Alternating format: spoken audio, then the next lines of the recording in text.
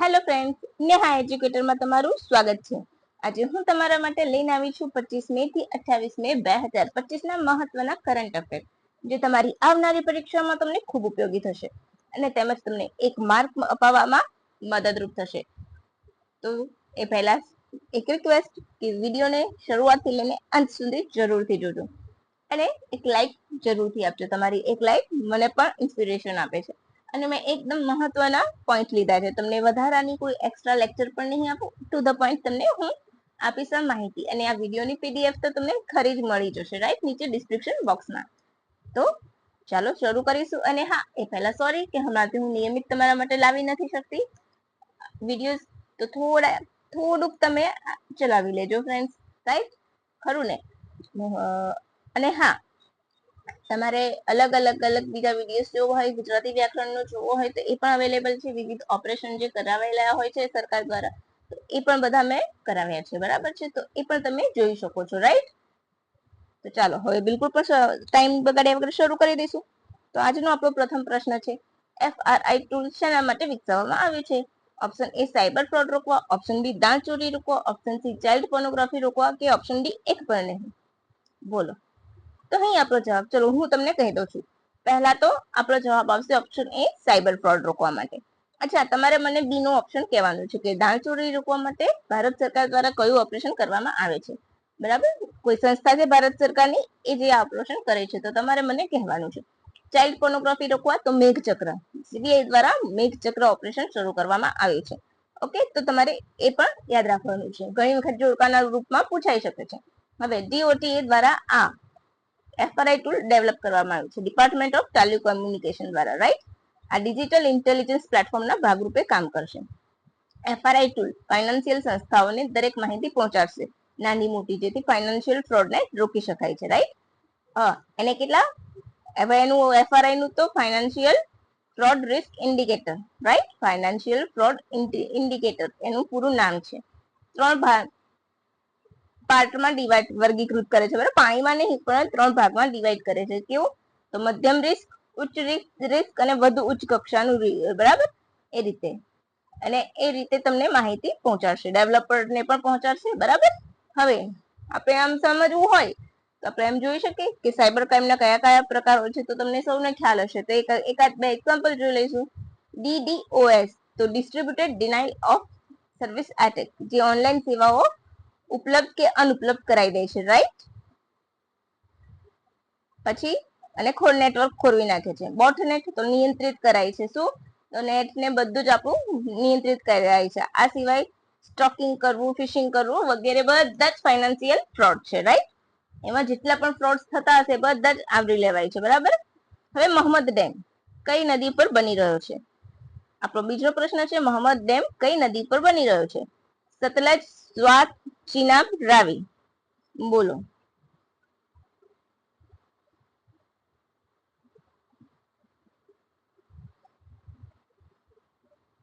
સતલજ, સ્વાત, ચિનાબ, રાવી?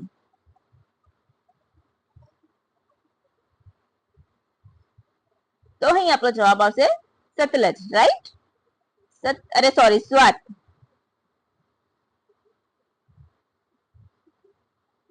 કઈ નદી? સ્વાત. તો પાકિસ્તાનમાં છે, બરાબર છે? પાકિસ્તાનમાં આ ડેમ ચીનની મદદથી બની રહ્યો છે. હિન્દુ કુશ પર્વતની ગ્લેશિયરમાંથી નીકળે છે અને સિંધુ નદીમાં ભળી જાય છે, બરાબર છે? એટલા માટે ચર્ચામાં છે. હવે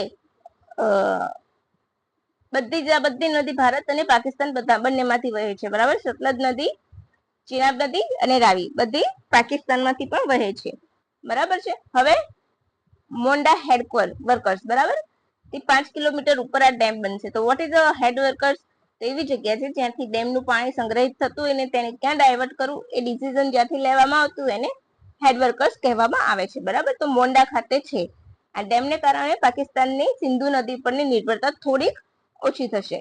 હવે તમને ખ્યાલ છે કે સિંધુ જો આપણા કરાર, એ તમને સૌને યાદ જ હશે, બરાબર? હવે આ ડેમ 2025 સુધીમાં પૂરો થઈ જશે એવું કહેવામાં આવે છે અને ચીનની મદદથી કરવામાં આવે છે. સિંધુ જળ સંધિ 1960માં વિશ્વ બેંકની મધ્યસ્થાથી થઈ હતી, બરાબર? તમને સૌને ખ્યાલ છે કે હમણાં જ સિંધુ નદીનું પાણી રોકવામાં આવ્યું હતું. જો કે પોસિબલ નથી કે પાણી રોકી શકીએ આપણે, બટ એક વાત કરે છે કે અમે રોકી લઈશું, રાઈટ. હવે આપણે એ યાદ રાખવાનું છે કે પૂર્વી નદી, રાવી, બિયાસ અને સતલુજનું પાણી ભારત વાપરશે, જ્યારે પશ્ચિમી સિંધુ ચીનાબનું પાણી પાકિસ્તાનના ફાળે છે, બરાબર છે. હવે આગળ વધી જઈશું ત્રીજા પ્રશ્ન તરફ. સીપીઈસી કયો દેશ જોડાયો છે, રાઈટ. તાજેતરમાં સીપીઈસી માં કયો દેશ જોડાયો છે? Option A Afghanistan, option B Turkey, option C Nepal, option D Pakistan. બોલો. તો અહીં આપણો જવાબ આવશે ઓપ્શન એ અફઘાનિસ્તાન, બરાબર છે. ઓપ્શન એ અફઘાનિસ્તાન યાદ રાખજો. સીપીઈસી એટલે કે ચાઇના પાકિસ્તાન ઇકોનોમિક કોરિડોર, બરાબર છે. હવે આપણે જોઈશું હાલમાં બેઇજિંગ ખાતે મે મહિનામાં એક બેઠક યોજાઈ હતી ત્રિપક્ષીય, એમાં અફઘાનિસ્તાન પણ જોડાઈ ગયું છે. સીપીઈસી શું છે? તો રેલવે, રોડ, રેલવે, પોર્ટ, ઉર્જા પરિયોજના બધું ડેવલપ કરવાનો એમાં સમાવેશ થાય છે, બરાબર છે. જો એમાં શું છે, ચીનનો ઉદ્દેશ કે આખા એની ઈચ્છા એવી છે ચીનની કે આખા વિશ્વ ઉપર એ ધાક જમાવે, એટલે બધા દેશો સાથે ગમે તે રીતે જોડાય. તો પશ્ચિમ ક્ષેત્રનું સિંધિયાંગ ક્ષેત્ર છે એને પાકિસ્તાનના ગ્વાદર સુધી જોડશે. પછી અફઘાનિસ્તાન સાથે જોડાઈને અરબ સાગર સુધી પહોંચવા માંગે છે, બરાબર, મધ્ય એશિયા સુધી, બરાબર. હવે ક્લિયર થઈ ગયું? તમારા આટલા 3 ક્વેશ્ચન તમને કેવા લાગ્યા ફ્રેન્ડ? તમને લાગે છે ને ખરેખર મેં મહેનત કરી છે? અને હું તમને બીજાની જેમ વધારે ઘણા બધાને હું જોઉં છું કે તમને બહુ વધારે પડતું લેક્ચર આપે છે, રાઈટ. આ ભાષા મારે ના વાપરવી જોઈએ પણ એ સાચું છે, રાઈટ. કારણ કે તમને મોટિવેટ કરવાના બદલે ડિમોટિવેટ કરે, તમને જેને જલીલ કરતા હોય ને એવી ફીલ આવે. તમે પણ ગુજરાત એક્ઝામ કે તમે પણ કોઈ પણ કોમ્પિટિટિવ એક્ઝામના તૈયારી કરતા છો સ્ટુડન્ટ, રાઈટ. તો તમે પણ સિન્સિયર જ હોવાના છો, રાઈટ. કોઈ પણ ટાઈમ પાસ કરવા આવતું નથી હોતું, પરંતુ અમુક લોકો એવી રીતના હ્યુમિલેટ કરે છે જાણે ઉપકાર કરતા હોય એ રીતના. તો એવું ના કરવું જોઈએ, અને એટલા માટે જ મેં આ શરૂ કર્યું છે કે હું ઈચ્છું છું કે તમે પણ કોઈ જાતના એવા ફિલિંગ વગર તમે કરો. અને ઘણી જગ્યાએ એકનું એક રિપીટ કરાવીને વિડીયોઝ લાંબા કરવામાં આવે છે, એ પણ હું જોઉં છું, તો એ પણ ના થવું જોઈએ, રાઈટ. હવે આ મોસ્ટ ઇમ્પોર્ટન્ટ આ ક્વેશ્ચનને તમે સાયન્સ અને ટેક હેઠળ સ્ટાર લગાવી દેજો. પોલર ભવન અને ઓશન ભવનનું ઉદ્ઘાટન ક્યાં કરવામાં આવ્યું? અહીંયા આજે ટાઈપિંગ મિસ્ટેક બહુ થઈ છે તો માફ કરજો, અહીંયા હું તમને પીડીએફમાં સુધારીને આપી દઈશ. પોલર ભવન અને ઓશન ભવનનું ઉદ્ઘાટન ક્યાં કરવામાં આવ્યું? Option A Gujarat, option B Rajasthan, option C Tamil Nadu, option D Goa. હવે જો ઓશન છે તો ઓબ્વિયસલી કે દરિયા કિનારો હશે, તો આપણે એક રાજસ્થાનને એલિમિનેટ કરી દઈએ, તો બાકીના બધા દરિયા કિનારા વાળા સ્ટેટ થઈ ગયા. તો ગુજરાતમાં નથી એ આપણને ખબર છે, તો ક્યાં આવશે? ઓપ્શન ડી ગોવા, યાદ રાખજો. ગોવામાં ક્યાં? તો national centre for polar and ocean research ખાતે, બરાબર. અર્થ એન્ડ સાયન્સ મિનિસ્ટ્રી હેઠળ મિનિસ્ટર છે જીતેન્દ્રસિંહ, તેમના દ્વારા તેનું ઉદ્ઘાટન કરવામાં આવ્યું છે. ભારતમાં આ પ્રકારનું પ્રથમ જ કેન્દ્ર છે અને વિશ્વમાં પણ અમુક જ કેન્દ્રો છે. આ કેન્દ્ર જળવાયુ સંબંધિત ચિંતાઓ દૂર કરવા સક્ષમ છે, તેમજ વાતાવરણની પેટર્નનો અભ્યાસ કરવામાં પણ મદદ કરશે, બરાબર. આ ઉદ્ઘાટન એનપી આગળ ખોટું બધું લખાઈ ગયું છે, એનસીપીઓઆર, રાઈટ. એનસીપીઓઆર ના 25 વર્ષ પૂરા થવા પર યોજાયું છે. 25 વર્ષ પૂરા થવા એટલે રજત જયંતિ, બરાબર. એનસીપીઓઆર, બરાબર. હવે પોલાર ભવન શું છે?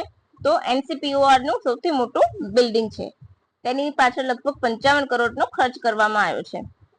11,338 કિલોમીટરમાં ફેલાયેલું છે. સાયન્સ ઓન સ્પીયર્સ પ્લેટફોર્મ છે, પૃથ્વી સંબંધિત ડેટા પ્રદર્શિત કરશે, 3D વિઝ્યુલાઇઝેશન સિસ્ટમ આપશે. તો આ બધું પોલાર ભવનમાં મળશે. ઓશન ભવન તો કે 1,752 કિલોમીટરમાં ફેલાયેલું છે, 13 કરોડનો ખર્ચ કરવામાં આવશે. 30 degree Celsius ice for storage, 4 degree sample preservation unit તેમજ અલ્ટ્રા લો ટેમ્પરેચર પ્રયોગશાળા છે. તમને ખબર છે એનસીપીઓઆર એન્ટાર્કટિકામાં મૈત્રી અને ભારતી આર્કટિક મહિમા સ્થાપિત કર્યું છે, બરાબર છે. 1998માં સ્થાપના થઈ. અને એમ ચેરમેન કોણ છે અત્યારે હાલ એનસીપીઓઆર ના? તો એમ રવિચંદ્રન. ઓકે, ક્લિયર થઈ ગયું? હવે નવો પ્રશ્ન. બ્રિક્સની ન્યૂ ઇન્ડિયા ડેવલપમેન્ટ બેંકનું નવું સભ્ય કયો દેશ બન્યું છે? તો ઇન્ડોનેશિયા, અલ્જીરિયા, શાંઘાઈ કે એક પણ નહીં? બોલો. તો અહીં આપણો જવાબ આવશે બેંક કયું છે, બરાબર, બ્રિક્સ ની new India development bank. BRICS નથી કહ્યું, બ્રિક્સ કહેશે તો ઇન્ડોનેશિયા આવશે. ક્લિયર, યાદ રાખજો, સૌથી છેલ્લે ઇન્ડોનેશિયા જોડાયેલું છે, રાઈટ. હવે ન્યૂ ડેવલપમેન્ટ બેંક એનું સભ્ય કોણ બન્યું? તો અલ્જીરિયા છે, રાઈટ. એનડીબી ઇન્ફ્રાસ્ટ્રક્ચર સુવિધા પૂરી પાડે છે, રાઈટ. એના માટે લોન આપે છે, એટલે કે ભંડોળ પૂરું પાડશે સાદી ભાષામાં. 2015માં 2014માં તેના પાયા નખાયા અને 15માં બની ગઈ, રાઈટ. જેનું પૂરું નામ બ્રિક્સ નેશનલ ડેવલપમેન્ટ બેંક છે. મુખ્ય મથક શાંઘાઈમાં છે.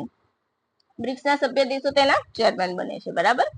હવે એની પ્રાદેશિક કચેરીઓ ક્યાં છે? તો સાઉથ આફ્રિકામાં છે, બ્રાઝિલમાં છે, રશિયામાં છે, ઇન્ડિયામાં છે. ગુજરાતમાં ગિફ્ટ સિટી ખાતે, જોહાનિસબર્ગમાં, બ્રાઝિલમાં સાઉલો પાઉલો અને રશિયાના મોસ્કોમાં. હમણાં જ બ્રિક્સની બેઠક યોજાઈ હતી. ક્યાં યોજાઈ હતી? રશિયામાં, રાઈટ. અને હવે બ્રાઝિલમાં યોજાશે. ઓકે, એ પણ યાદ રાખજો. તિસ્તુરા ડેન્સિક્લાવા માછલીની પ્રજાતિ ક્યાં મળી આવી છે? અને આ જીપીએસસી નો કોઈ બી પ્રજાતિ અંગેનો પ્રશ્ન જીપીએસસી નો ફેવરેટ છે. કોઈ પણ તમે પીવાયક્યુ જોશો ને જીપીએસસી ના, કોઈની કોઈ એક્ઝામમાં પૂછાય જ છે. તિસ્તુરા ડેન્સિક્લાવા માછલીની પ્રજાતિ ક્યાં મળી છે? Option A Meghalaya, option B Manipur, option C Assam, option D Tamil Nadu. માછલી છે એટલે કે ચલો આસામ લગાવી દઈએ, દરિયા કિનારો, બટ રોંગ. અહીં આપણો જવાબ આવશે મેઘાલય. આ ટ્રેગલોફ્લાય કુળની માછલી છે, રાઈટ. એટલે કેવી? તો ગુફાની અંદર અને ગુફાની બહાર પણ જીવિત રહી શકે છે, તેને ટ્રેગલોફ્લાય કહે છે. અને ક્યાં મળી છે? તો મેઘાલયના પૂર્વ ખાસી હિલ્સના ચૂનાના પથ્થરમાં મળી આવી છે, રાઈટ. તો બસ તમારે આમાં આટલું જ યાદ રાખવાનું છે.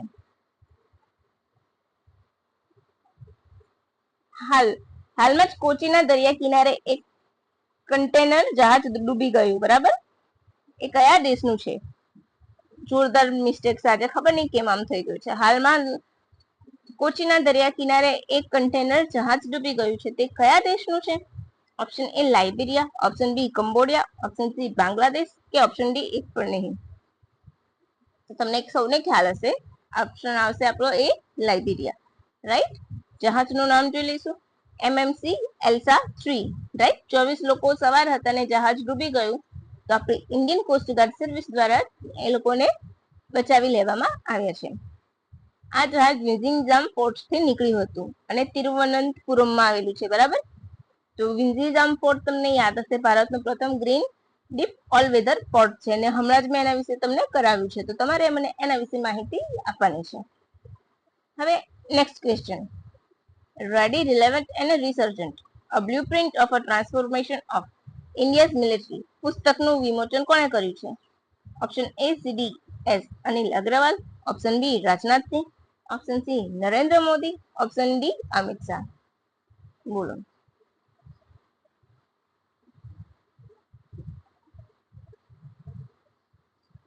તો અહીં આપણો જવાબ આવશે ઓપ્શન બી રાજનાથસિંહ. કોણે વિમોચન કર્યું છે? રાજનાથસિંહ. CDS અનિલ ચૌહાણના લેખક છે, બરાબર છે. એટલું તમારે યાદ રાખવાનું છે. હવે આ તમારે ઝૂમ કરીને તમે જોઈ લેજો, બરાબર છે. બાળ વિવાહ નાબૂદી માટે ભારતનો લક્ષ્યાંક કયા વર્ષને બનાવવામાં આવ્યું છે? Option A 2047, option B 2030, option D, option C 2025 અને ઓપ્શન ડી 2040. બોલો.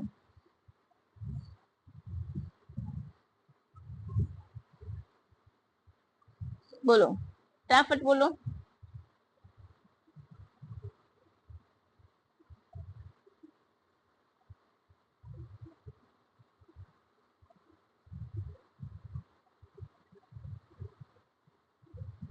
બે 2030 આવશે, બરાબર છે. શું આવશે આપણો જવાબ? 2030 આવશે, બરાબર છે. હવે 2047 તો સિકલ સેલ એનિમિયા નાબૂદ કરવા માટે, બરાબર છે. 2030 બાળ વિવાહ માટે. એ સિવાય બીજું કોઈ લક્ષ્યાંક પણ છે 2030 નું, એ તમારે મને કહેવાનું છે. જો આ તમારું પ્રૂફ છે, ઓકે. હવે 2025 ની શું કર્યું છે? ઈસરોએ કયો ગગનયાન વર્ષ જાહેર કરેલું છે, બરાબર છે. એ મેં તમને કાલે જ કરાવ્યું હતું. હવે આપણા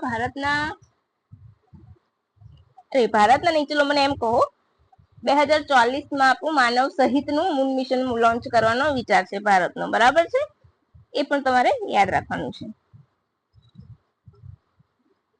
હવે આપણે જોઈશું એક મોસ્ટ ઇમ્પોર્ટન્ટ ક્વેશ્ચન. ગુજરાતના મુખ્યમંત્રી ભૂપેન્દ્ર પટેલ દ્વારા સગર્ભા માતાઓના પોષણ અને સ્વાસ્થ્ય માટે અતિ જોખમ હેઠળ સગર્ભા માતા સહાય યોજના શરૂ કરવામાં આવી છે. તો આર્થિક સહાય રૂપે કેટલા રૂપિયા આપવામાં આવશે? Option A 10,000, option B 5,000, option C 20,000, option D 15,000. બોલો, તમારે મને આનો જવાબ કહેવાનો છે. બોલો ફટાફટ ફટાફટ.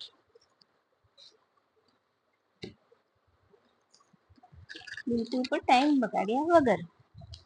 ચલો, આપણો અહીંયા જવાબ આવશે ઓપ્શન ડી 15,000 આપશે, બરાબર? સરકાર જે પણ અતિ જોખમી આવે છે માતાઓ એમને આ સહાય મળશે. ક્યાં? તો સરકારી દવાખાનામાં, નોંધાયેલા દવાખાનામાં, બરાબર છે? તો 7 દિવસ પ્રસૂતિ બાદના 7 દિવસ હોસ્પિટલાઇઝેશન માટે પણ આ સહાય માન્ય રહેશે. માતાની ગંભીરતાને લઈ ધ્યાનમાં લઈને પ્રસૂતિ પહેલા જ તેને હોસ્પિટલમાં દાખલ કરીને તેની સફળ પ્રસૂતિનો પ્રયાસ પણ હાથ ધરાશે, બરાબર છે? ક્લિયર થઈ ગયું? હવે ખેલો ઇન્ડિયા બીચ ગેમ્સમાં પ્રથમ સ્થાન પર કયું રાજ્ય રહ્યું? Option A Gujarat, option B Manipur, option C Nagaland, option D Maharashtra. બોલો.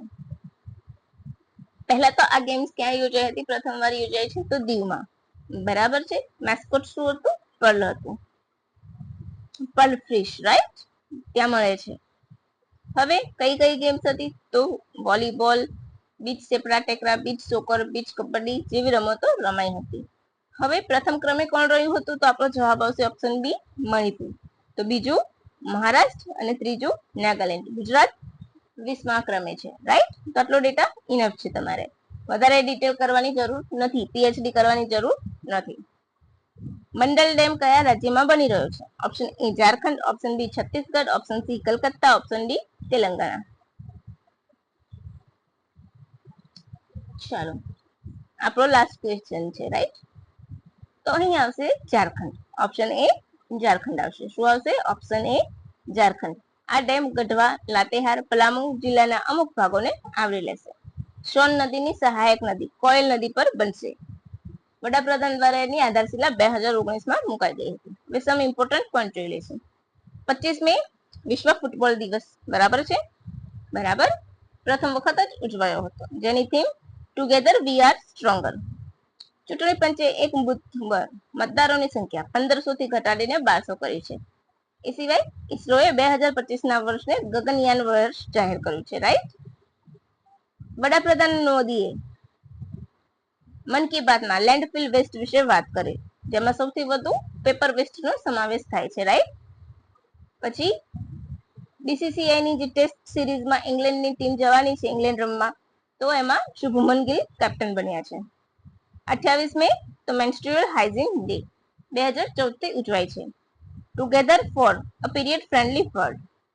હવે અને છેલ્લું કે મુંબઈ અને જમ્મુ કાશ્મીર વચ્ચે પ્રથમ ચેરી કાર્ગો ટ્રેન શરૂ થઈ છે. તો બસ આજના કરંટ અફેર્સમાં આટલું જ. હવે પછી ફરીથી મસ્ત મજાની માહિતી માટે ફરીથી મળીશું.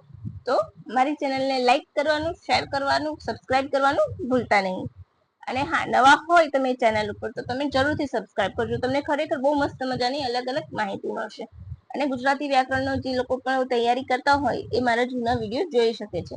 અને હું ટૂંક સમયમાં એ પણ લઈને આવીશ. અને જે ગુજરાતના મ્યુઝિયમનો બાકીના પાર્ટ છે એ બંને પાર્ટ હું ટૂંક સમયમાં લઈને આવીશ. કારણ કે ફ્રેન્ડ, તમને લાગે છે કે આટલો બધો ડેટા હોય છે, એમાંથી જે પૂછાય એવા ડેટાને અલગ કરીને આખું પીડીએફ તમારા માટે બનાવવું ને ખૂબ અઘરું હોય છે. એટલા માટે વાર લાગી રહી છે, પરંતુ હું તમને બેસ્ટ આપીશ, બરાબર છે ને? તમે પણ મને એક લાઈક આપી દેશો ને તો મને પણ ગમશે ફ્રેન્ડ્સ, ખરું ને? તો ચાલો હવે રજા લઈશું. By friends, and thank you for watching my video. Have a good day friends.